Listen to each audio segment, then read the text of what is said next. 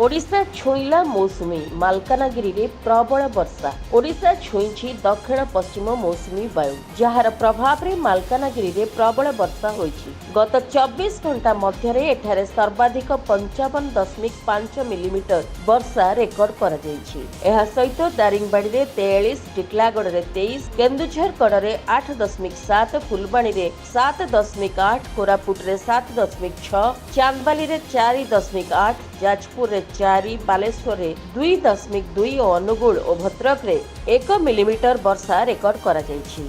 आसंताकाली मध्य ए सब जिला और सहर सह अन्य केतेक आभ्यंतरण जिले में वर्षा हेबार संभावना रही। गत 30 तारिख रे मौसुमी केरल उपकूल छुईला। ठीक 8 दिन परे यह ओडिशा छुईछि। साधारणतः जून 10 तारिख परे मौसुमी ओडिशा रे प्रवेश करिथाए। स्वाभाविक समयर 2 दिन पूर्वरु मौसुमी ओडिशा रे पहुंचीथिबा भुवनेश्वर आंचलिक पाणीपाग विज्ञान केन्द्र पक्षरु सूचना दिया जाइछि। सारा राज्य रे लगातार प्रबल ग्रीष्म प्रवाह जारी रहितला। Bureau report, PS news Bharat.